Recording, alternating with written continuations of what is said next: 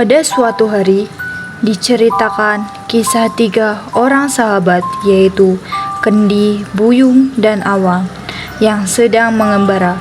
Mereka membawa bekalan makanan seperti beras, daging, susu, dan buah-buahan. Biasanya apabila mereka kelelahan, mereka berhenti untuk sekedar beristirahat atau hanya mengenyangkan perut. Jika dalam perjalanan mereka bertemu sebuah desa, biasanya mereka akan singgah membeli makan untuk bekal perjalanan. Pada suatu hari, mereka tiba di kawasan hutan belantara. Di kawasan tersebut, mereka tidak menemukan desa atau kampung dalam perjalanan. Mereka berhenti dan beristirahat di bawah sebatang pohon tua yang sangat besar dan sangat rindang. Perbekalan makanan mereka sudah habis tak menyisa, dan ketiga sahabat itu mulai kelaparan. Hei, jika ada nasi yang sebanyak kau pun, aku akan menghabiskannya seorang diri.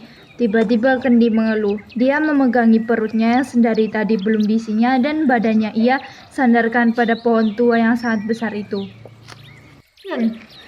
Jika aku kelaparan seperti ini, ayam panggang 10 ekor pun akan aku habiskan, kata Buyung pula. Kalian tidak boleh berlaku tamak dan membual seperti itu. Aku pun juga kelaparan. Bagiku, nasi sepinggan pun sudah cukup untuk mengatasi kelaparanku ini, kata Awan. Kendi dan Buyung tertawa mendengar kata-kata yang diucapkan Awang barusan. Hanya dengan nasi sepinggan saja, bagaimana bisa perutmu itu bisa kenyang? Padahal kau juga merasakan kelaparan yang sama seperti yang kami derita. Dari kejauhan, ternyata perbualan mereka tadi didengar oleh pohon tua besar itu. Setelah mendengar keluhan ketiga pengembara tersebut, pohon yang merasa kasihan terhadap mereka itu lalu menggugurkan 3 helai daun miliknya. Bup, terdengar bunyi seperti benda yang terjatuh di telinga Kendi, Awang, dan Buyung. Mereka langsung mencari-cari asal suara tersebut di celah-celah semak. Mereka mencari-cari suara tersebut dari arah yang berlawanan.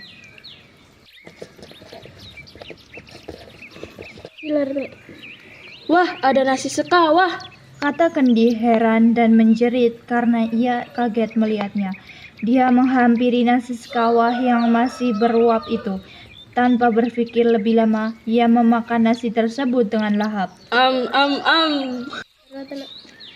Ayam panggang 10 ekor, wah enaknya, teriak Buyung dari arah timur. Tiba-tiba air liurnya menetes, selera makannya muncul seketika. Dengan pasti ia mengambil ayam dan paling besar, lalu memakannya dengan lahap. Melihat Kendi dan Buyung telah mendapatkan makanan, Awang berjalan semakin dalam ke arah semak-semak tersebut. Ketika Awang melihat daun kelembak, tampak oleh sepinggan nasi berlauk terhidang di hadapannya. Awang tersenyum dan mengucap syukur karena telah mendapatkan rezeki. Ia memakan nasi sepinggan itu dengan tenang. Selepas makan, Awang merasa kenyang. Ia beristirahat di tempat semula di bawah pohon tua besar sambil memperhatikan Kendi dan Buyung yang sedang makan dengan lahapnya. Kendi bersendawa, perutnya sangatlah kenyang. Nasi di dalam kawah itu masih tersisa banyak. Ia tidak mampu lagi menghabiskan semua nasi tersebut. Kenapa kamu tidak menghabiskan kami? Tiba-tiba nasi di dalam kawah itu bertanya pada Kendi. Aku sudah kenyang.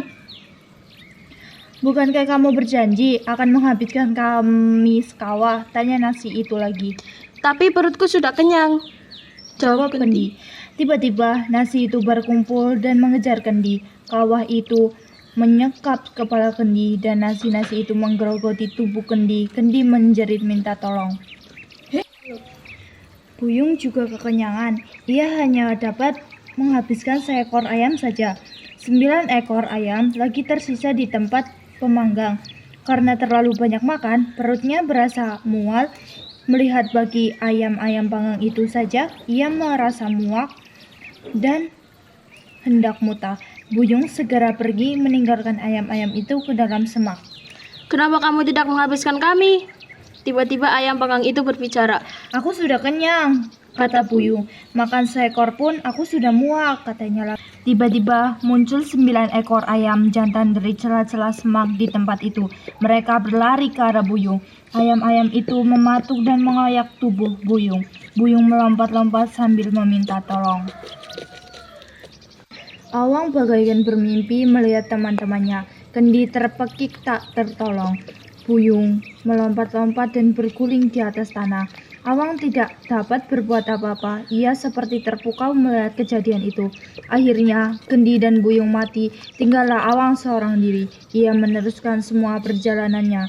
Sebelum berangkat, Awang mengambil sepinggan nasi yang telah habis. Sebutir pun tidak menyisa di dalam pinggan itu. Pinggan ini akan mengingatkan aku supaya tidak berlaku sombong dan tamak.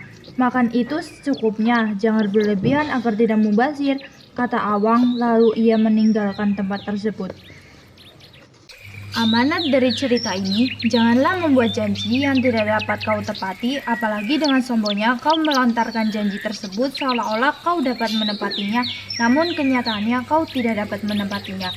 Dan pesan moralnya adalah, setiap kata-kata yang terucap harus dapat dikontrol. Kita juga tidak dibenarkan untuk berkata sombong, apalagi berjanji dengan janji yang tidak mungkin dapat kau tepati.